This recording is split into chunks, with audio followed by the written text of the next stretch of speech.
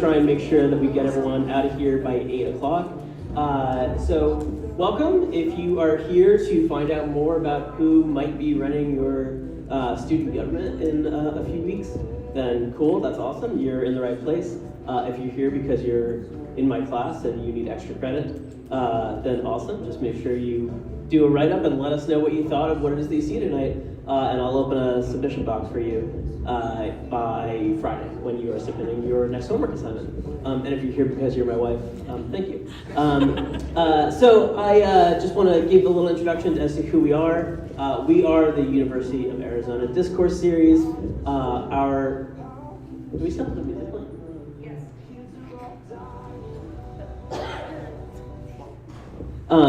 We are the University of Arizona Discourse Series. Our purpose is to try to elevate public conversations as much as we possibly can. And what we found out this year, we were doing our overarching theme is the state of higher education. And we thought that student government was a pretty important part of higher education. And what we have found out as we've talked more and more to students who are not part of student government is that they don't really know what student government is or what it actually does. If you want to listen to our most recent podcast on this, they asked the question, what is student government? Although I think that they use slightly different language to ask that question, and our hosts are right there, Matt and Bella. But we are called No Need to Argue if you want to check out that, and we have the Discourse Debrief every Friday if you want to listen to our social media there. That said, I want to just introduce you to our next upcoming event is going to be at the end of March. We're going to be talking about the corporatization of the university. We're going to have a faculty panel with students there to ask questions. We'll be trying to figure out where all that money went, and we will try to make sure that we have a clear idea as to what it is that's going on with how our education is moving, and whether or not that has to do with corporatization.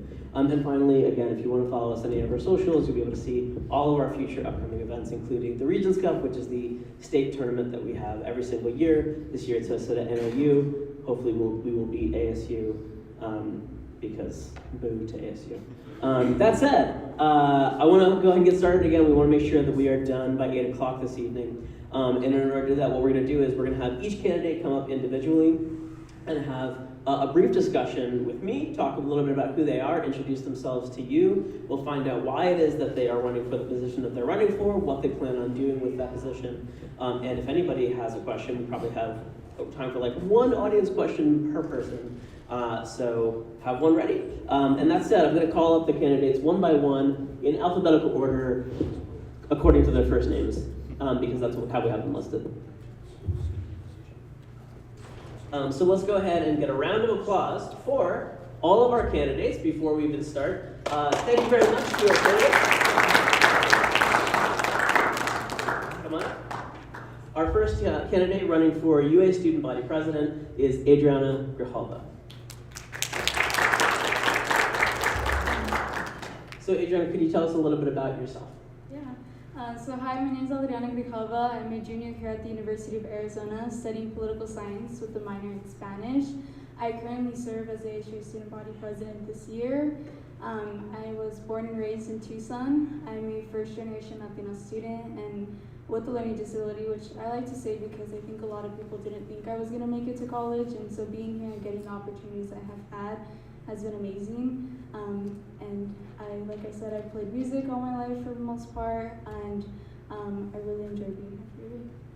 Thank you. And what is it about student government that got you interested? Were you in student government earlier on when you were in high school and things, or what was it about student government that made you want to run for this position?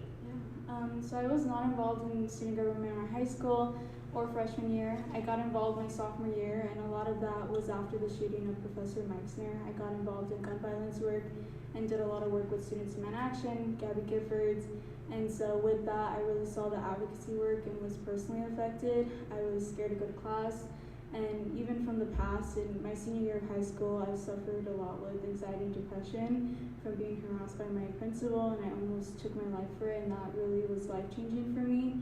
And so with that, I knew a lot of students were struggling, and I really wanted to be a voice for students. So my sophomore year, I served as a chief of staff for the student body president, and with that, I got to see a lot of the struggles And also, I think with going to the fact that students don't know about student government, I definitely think there's a lot of work we need to continue doing. And I will say we have made it a long way. We've built about 40 partnerships this year alone and have really advocated for mental health resources, food insecurity, safety, and those were some of the things that as a sophomore I really wanted to continue advocating. So my junior year, after winning that sophomore election, I really wanted to do that for students. And I think that's an important factor into student government is that we're a voice for students. And this isn't about my resume or what leadership skills I get out of it, it's about the students. And I really have advocated on that and amplifying the student voices. Our job is supposed to be about 25 hours. I put about 100 to 130 hours a week. And with that, it's because of the care. Students really need somebody that has been through the struggles. I wasn't gifted a lot when I was younger. I had to really work hard for everything I've had. So I think that really was what brought me to student government was the advocacy work and the community that is built through that.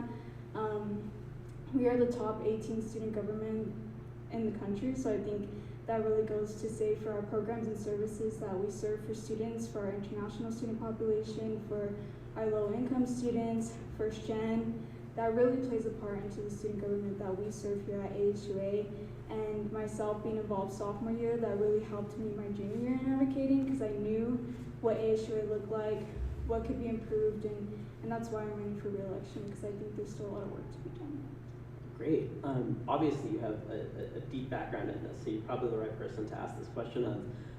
My older sister was involved in student government both as an undergraduate and a graduate student. And in preparation for this, I was talking to her about the key question that I kind of had, which is how much power do people who are in student government have? Because I mean, I'm a faculty member and I often feel pretty powerless sort of in the face of administration. So I'm interested to know when we're talking about being a voice for students, how does that sort of play into actual action and how much traction can students who are part of student government actually get? Yeah, I think a lot of people see president and think, oh, they can do everything. There is a little bit of a pause in that, and I think sometimes there's the realistic part of that and what we could actually do sometimes. And I think, you know, there's a lot of not I in it, but we. I think, you know, from the town hall that we did with the 4th floor, I would have not been able to do the work I did if it wasn't for the students involved, the admin that I was able to work with. And I think that's something too that goes with student government, and especially this role, is that you have to be in the middle. You have to be able to work with the students and admin to actually make change. And I think that's something I definitely have gone hated for. In a sense, I think a lot of people don't see the behind the scenes of the work though and think like it's really easy. But when crisis happens, there's a lot of behind the scenes that nobody sees and those conversations. And so I think the power that we have is, as president, you sit on committees, and so we have our presidential committees, which are distributed through the president, the presidential cabinet, and through Senate, which is overseen by our executive vice president. And so through that, there's some power in that, in having student voices amplifying committees.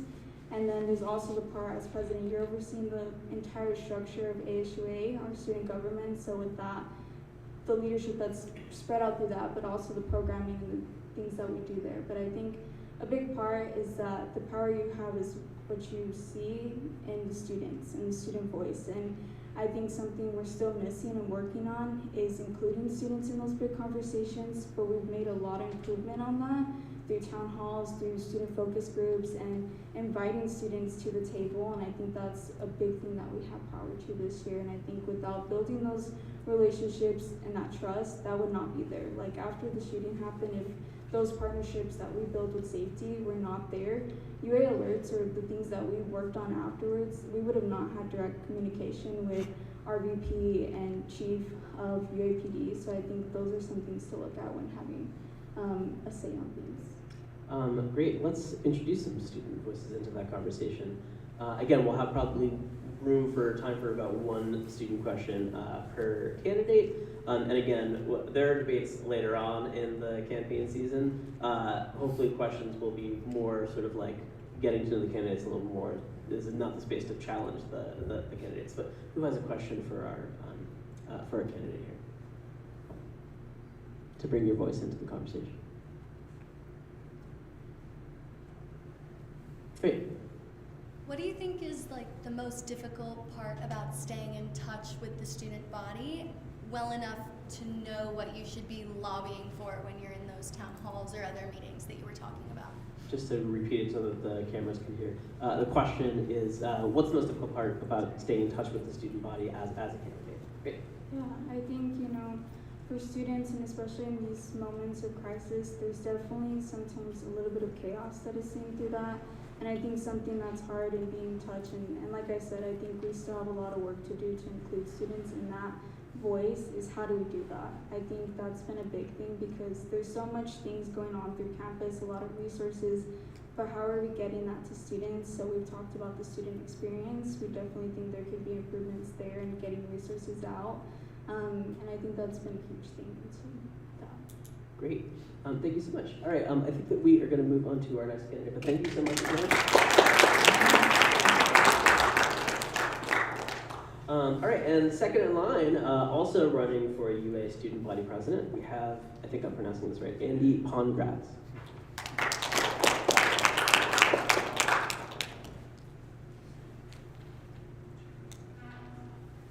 Hi, Andy, welcome. Hi, thank you so much for having me. Of course, and I'll just go ahead and start with kind of the same question, which is, what is your interest in running for student government, and how did you get involved in just being interested in the concept of student government in the first place?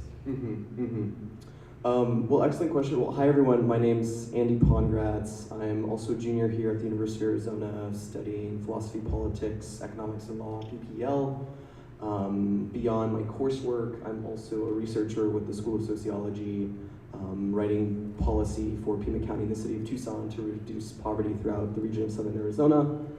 Beyond that, I'm also the lead organizer for Hack Arizona, which we are bringing back to campus after a 5-year hiatus, just right after spring break.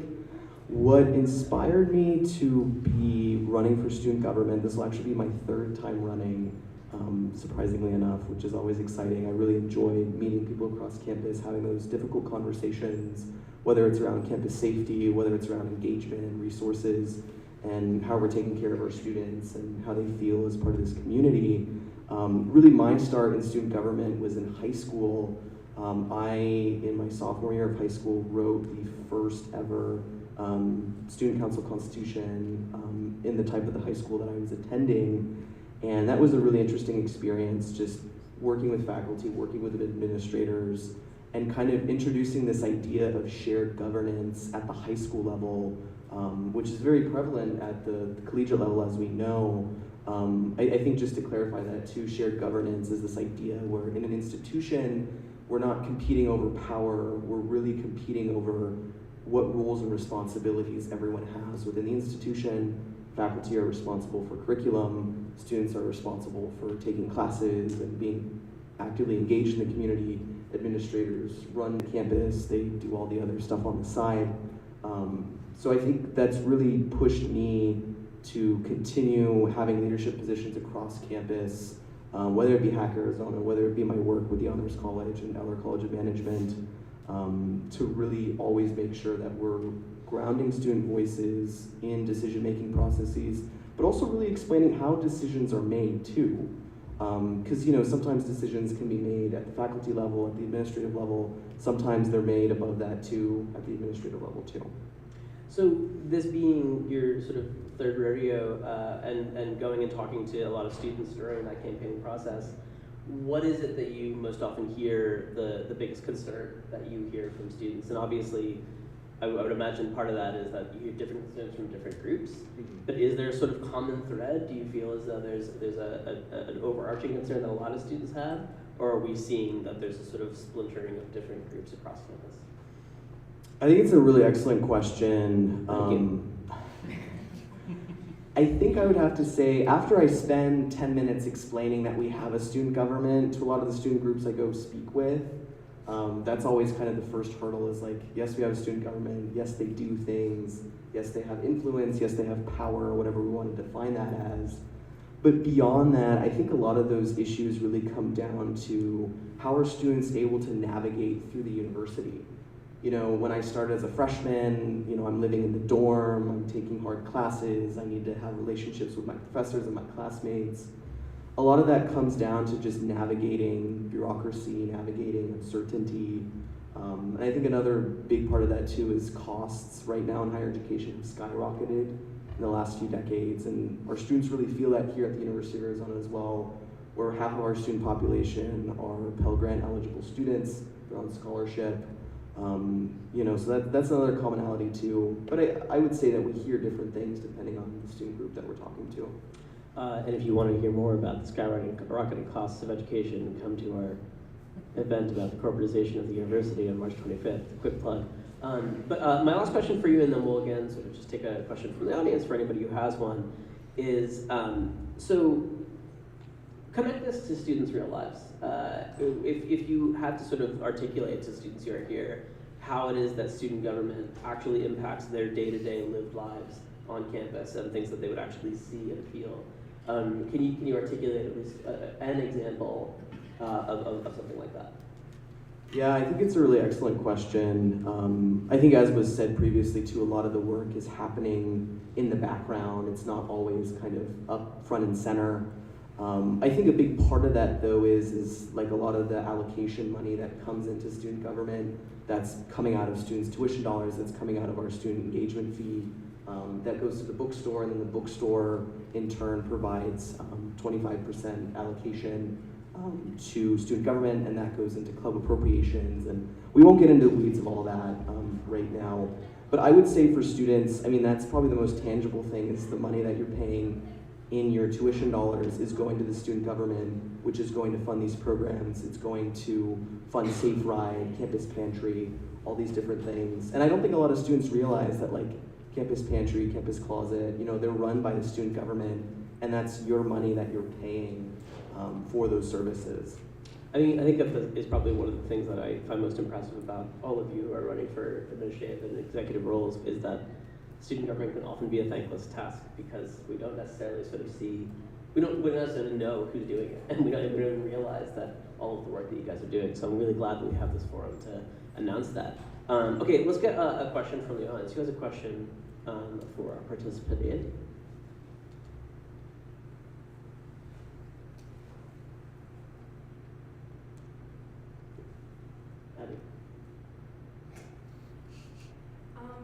What would you say is something that you're striving for the most to achieve as student life president? Again, the question for the camera is, what are you looking to strive most to achieve as student life president? Ooh, where to start? I think there's a lot of different avenues. I think obviously creating more robust funding sources for the programs that we offer our students is always pretty paramount. I would like to see our student government actively engage with alumni that were in student government in the past. Those alums are now in high places, whether they work for the Arizona congressional delegation or they're working up in Phoenix at the state legislature.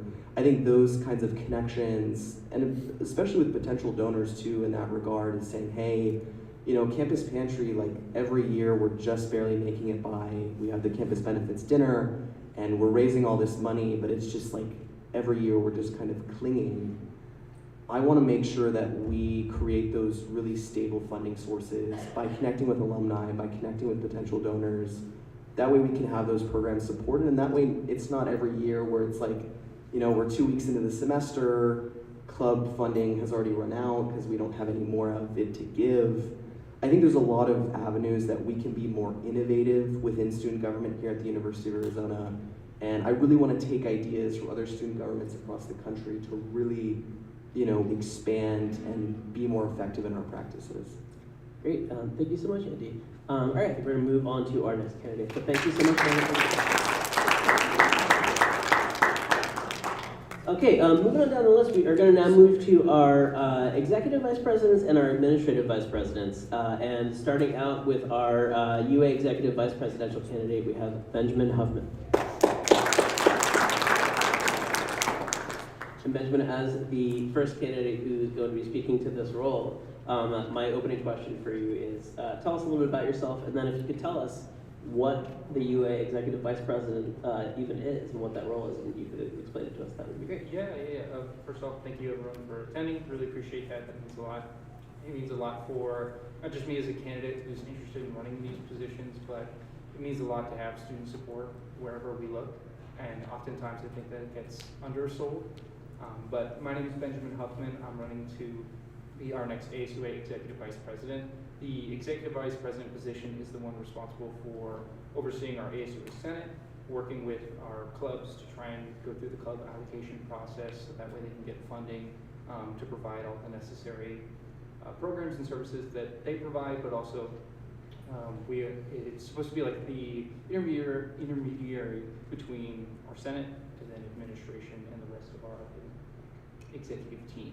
So again, everyone has their own little slice of the pie that they contribute to, but I think over the last year I've been experienced serving not only as the College of Education's ASUA Senator, so being as one of the many senators in our legislative body, but also serving as Senate President, getting to work with my fellow peers and my fellow senators to get a chance to hear what's going on in their college, what makes them want to pursue those degrees, pursue those professions, and how is the university supporting them in getting there. You know, we're all coming here to do 100 different things, and what we get our degrees in might not always be what we end up doing for the rest of our lives, but we want to make sure with the time that we have at this university that we're spending that in a productive sense and we feel supported. And I believe our student government has an obligation and the ability to ease some of those burdens. I think there's a lot of things as students that we're aware of, whether it's tuition changing or whether it's certain fees that we feel like spring up out of nowhere. One of the big ideas that I'm trying to work on with, not just currently in student government, but it's a big platform in my campaign, is trying to eliminate, we have basically for graduation cap and gown. They have to purchase in order to participate in the festivities and ceremonies. Some people get them graciously donated by donors who find it out of the kindness of their heart to help students in this final moment. It should be an absolute achievement and just rewarding them for that success. But that comes at a cost, and I think we're seeing costs come from all different kinds of directions. And I'm implementing a cap and gown rental contract that right now we're trying out in the College of Education. We're all gonna cross our fingers and make sure all the T's are crossed and I's are dotted, but we're working on a program to make sure that students can save money where possible, and especially a program that's a rental program that actually uses previous purchased goods, then donates them to the next crop of students. It saves students money in the long run, cuts down on waste, and is a form of students giving back to students. Wildcats helping fellow Wildcats. And I think it's a good model representation of what our student government can do. It's helping students help other students.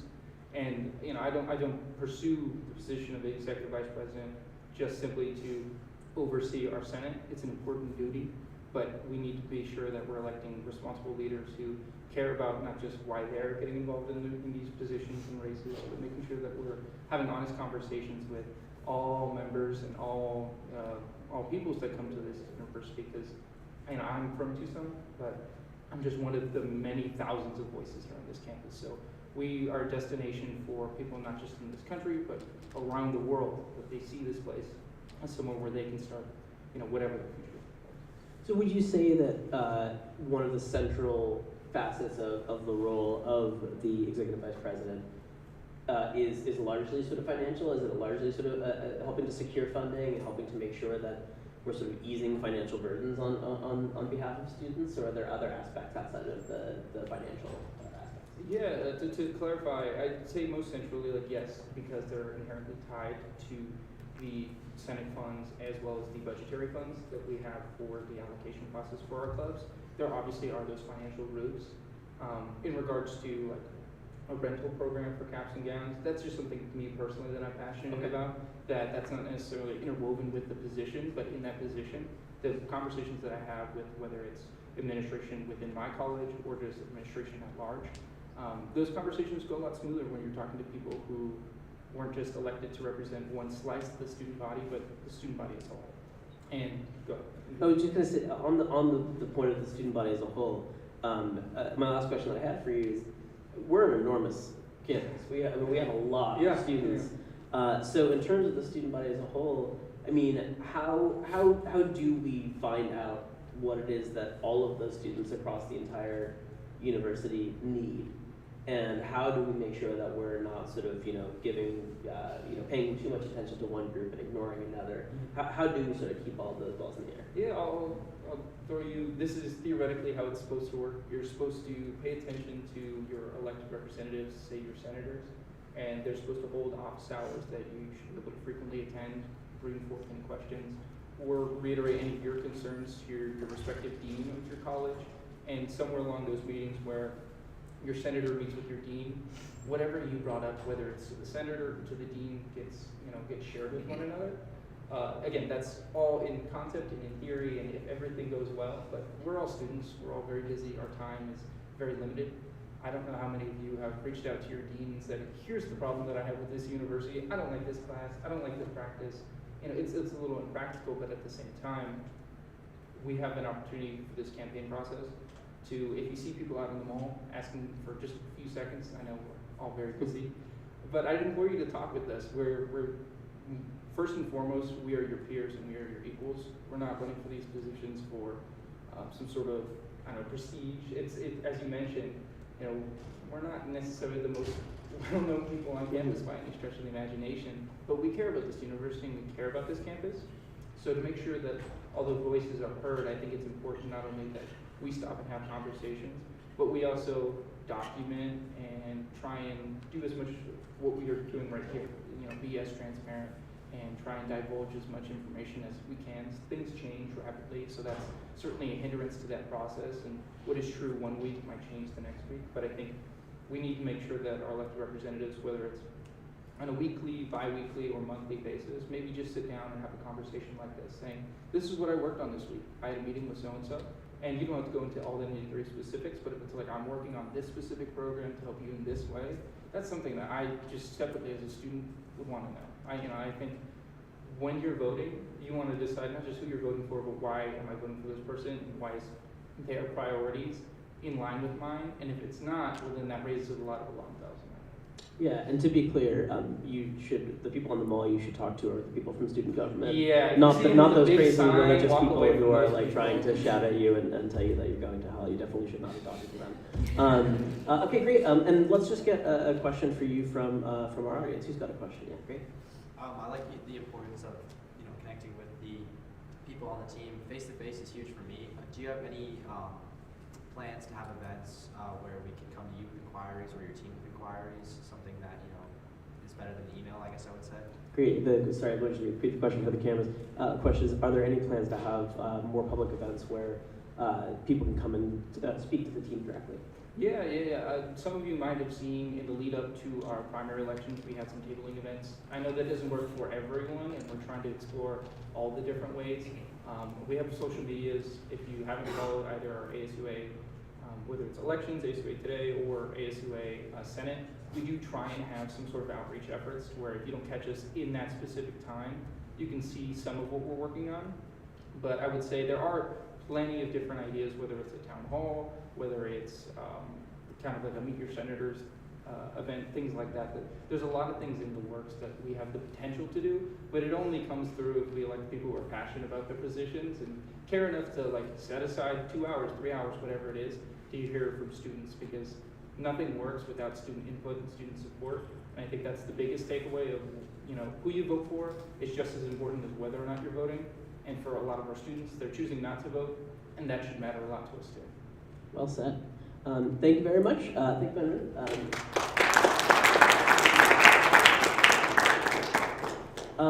Is Demonitza here?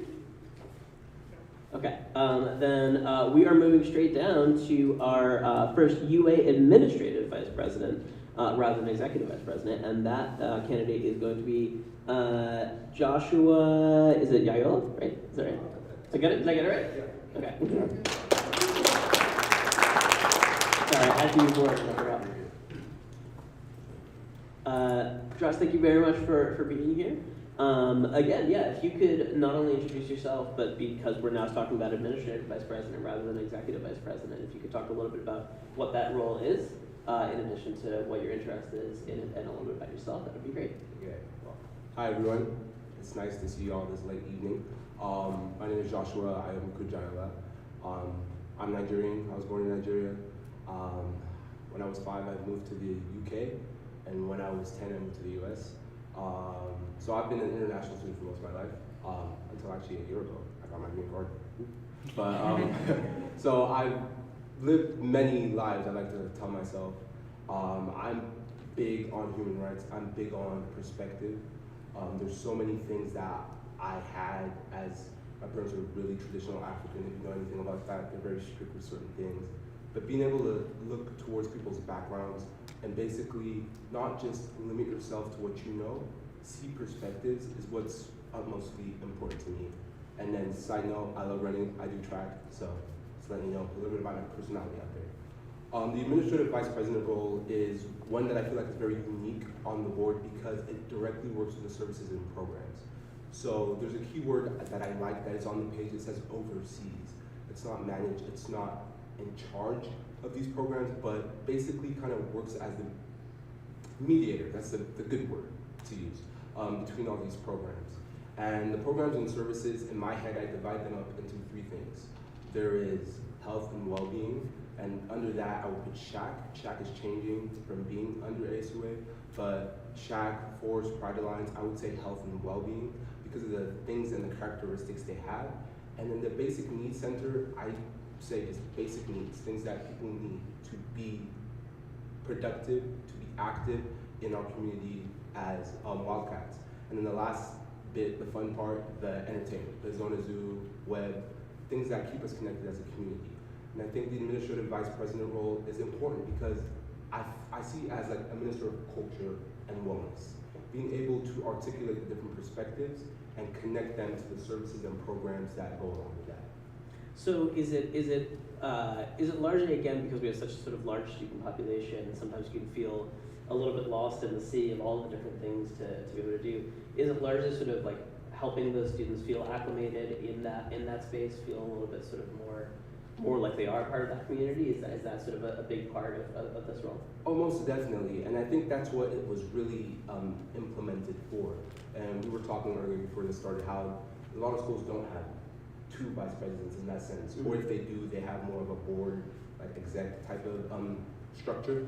And I think that more importantly, from my personal background and perspective, the first time that I knew anything moving to a different country at such a young age, I needed help with a lot of things. We spoke English in Nigeria, obviously, but everything seemed so disconnected. And obviously, I've been in the US for a decade now, but things still seem a little off sometimes.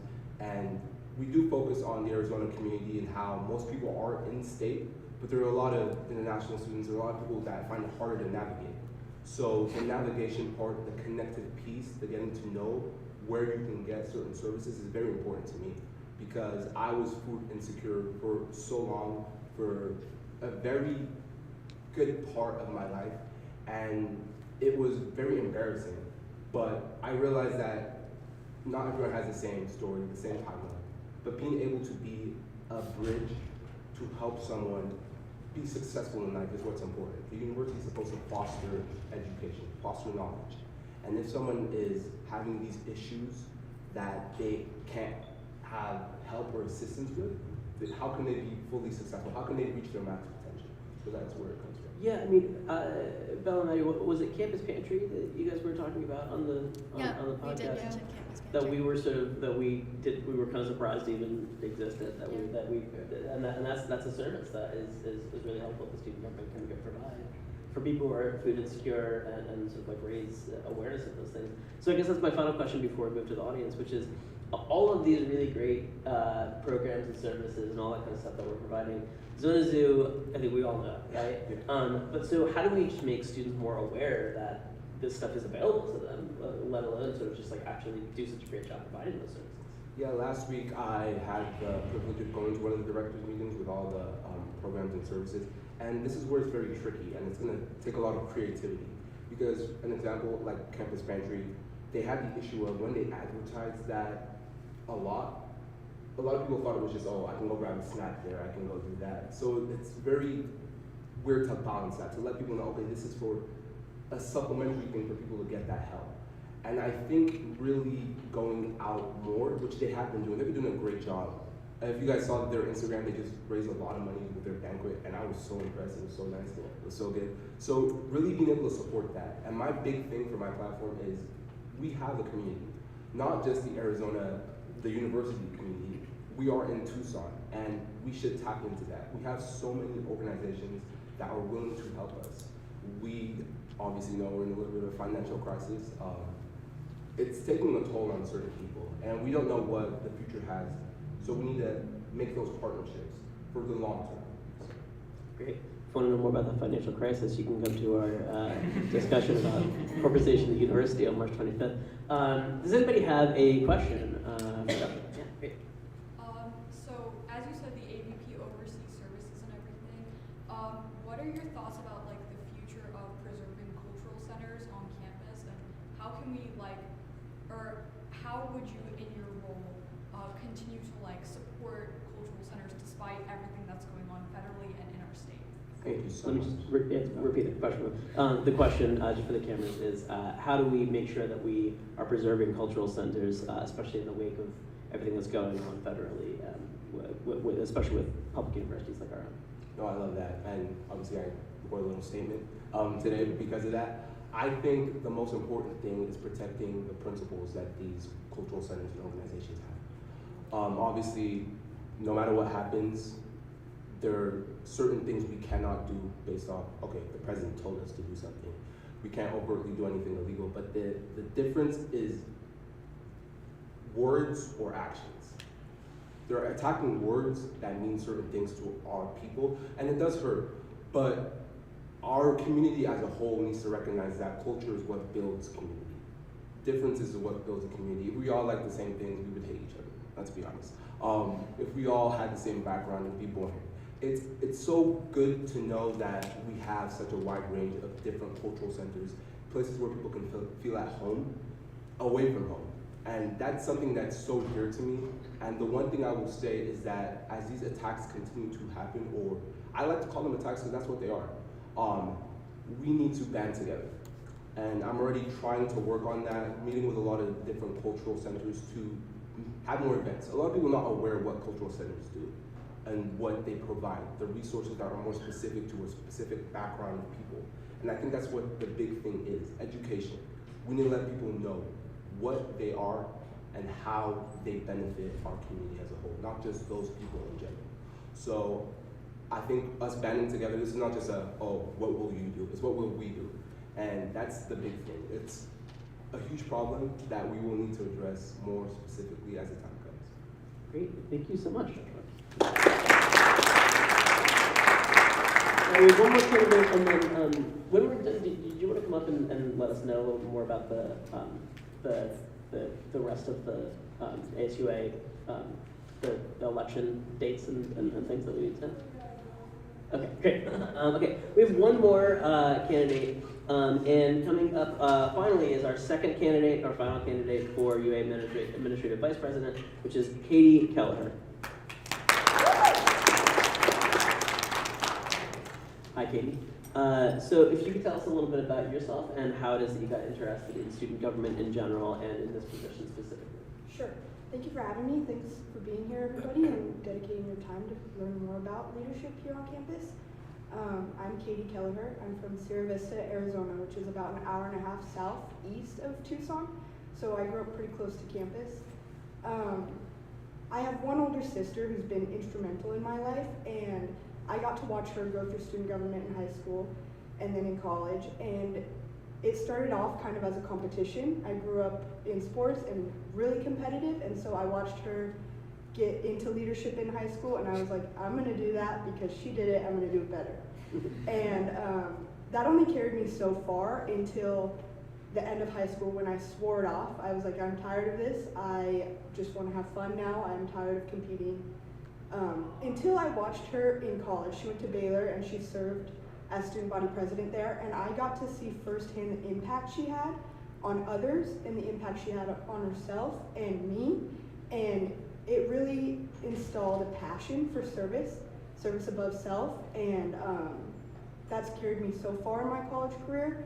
I grew up going to Rotary, which is a community service club that my dad made me go to at 6 in the morning with him every Wednesday as a child, and at the time I thought it was ridiculous and I didn't understand why he made me go with him, but I have core beliefs installed in me that we all are better together, and that we owe it to each other to serve one another. And so now I'm here in front of you guys running for this position as a service to my peers and just as an open hand of being willing and able to do what I can for this community and university. Excellent. So I'll ask again about sort of the campaign trail, right? And when you've met students, especially since it sounds like your investment is in sort of public service and making sure that we're sort of representing those students as best we possibly can. What is it that you often hear that students are concerned about, and how is it that you feel you can best sort of represent them and give them the public service? Sure.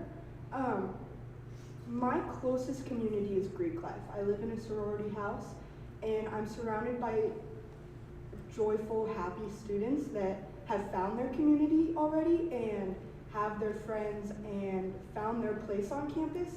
But there is a large majority on this huge university who haven't found their place yet, and I am really passionate about that everyone should have a home here on campus and everyone should have their people that make it feel safe and welcoming and warm, because it is huge and people don't know what's available to them. U of A is a great campus as far as resources, and there's so much available to them, but I don't think that everyone is aware of it. And in my position, I just really hope to be an advocate for students, and also in another way an advocate for administration in reaching students. I think student government talks a lot about being a voice for students, but it's, in my opinion, very hard for administration to get their voice out there to where students are heard, and I hope to be that liaison between students and administration. So I'm interested in, as you said, you're close ties to the Greek life community, and one thing that I know on the podcast we talked about is that there are a lot of similarities in the infrastructure of how it is that sort of Greek life, sort of the systems of governing in Greek life are to the student body. So can you talk a little bit about how it is that your experience within that community might parlay itself into sort of helping to serve the student government as a whole? Sure. I have firsthand gotten to witness some incredible leadership, and not just in my sorority, but just being surrounded by them everywhere, whether that's in student government or in Greek life. But I think that we're constantly learning from others, and being so tied into Greek life and watching their leadership they have an executive board of like 7, 8 people, so it's a big leadership, and that's a lot of voices that you can listen to and hear and learn from. And I hope to apply all those different perspectives. I am just one person and only have lived my perspective and experiences, but through listening and learning, you get to gain other people's perspectives, and so I hope to do that through watching other leaders. Great. And my last question for you would be, do you have any idea of sort of like what, ideally by the time that you graduate, what's a change that you would love to see on campus from the moment that you came in as a freshman and the moment that you leave as a senior? Right. There are a couple things that come to mind, but the biggest one at the moment I think would be an increase in transparency, whether that is just information being heard more or information being easily accessible. I think the mass majority of students kind of go their day-to-day without really knowing what's going on in their university, and a huge thing for me running in student government last year was wanting to be involved in the campus at a deeper level, and I hope that whether students are involved in Greek life or just going to class, I want them to be involved at a deeper level through knowing what is going on. Yeah. Again, awareness of the fact that these services exist and that we have a government that can support us is probably the first and most important step. Okay, let's get our last audience question. Who has a question for Katie? You talked about student involvement and the importance of people finding a community here on campus, as well as some of the resources that the university has. Are there any specific ways that you would promote awareness of those resources and those communities for people to find? Is there any way specifically to promote awareness of the kind of resources that you're talking about?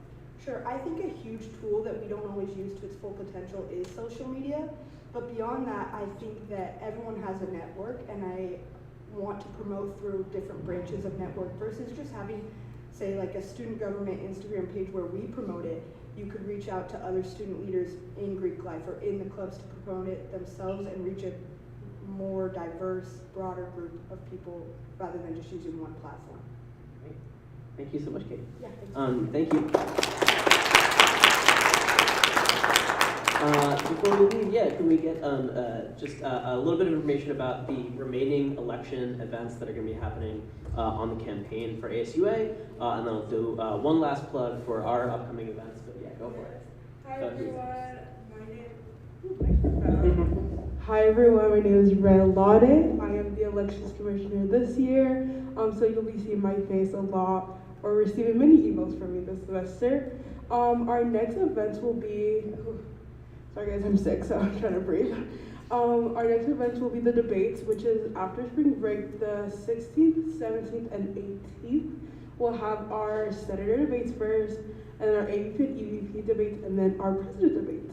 And after that, we'll have our general election. And you will all receive an email about that to vote for any of these lovely candidates. And if you want to get to know our senators who are not here today, definitely check our website out. Thank you. Thank you so much. Ray, you're a champ for coming sick. Thank you so much. All right, I'll just say one last time. I am Ted McLoof. I'm the executive director of the UA Discourse Series. We do have upcoming events. You can always follow our social media. We have TikTok, Instagram, Twitter. I won't call it X.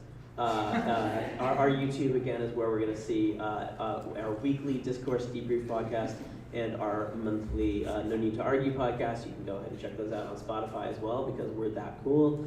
And I don't know if I've mentioned this, but we have an upcoming event on March 25th about the corporatization of the university. If you want to find out why you're paying so much for the things that you're paying for, including tuition, and why it is that the structure of our school is the way it is, you can certainly come to that, and it'll be super fun, and you can ask questions. I want to say a huge thank you to our candidates. A giant thank you to ASUA for collaborating with us. So I do appreciate it. Thank you to Dane, our technician, who is always just such a great help with all of this. And absolutely, 100%, most importantly, saving the best for last, the hardest working group of interns in the history of the absolute universe. We have our UA Discourse Series interns. Thank you so much. If anybody wants to ask the candidates any more questions, they offered very generously to mingle with you, so you can go on up and talk to them. But otherwise, guys, thank you very much for coming, and we will see you next time.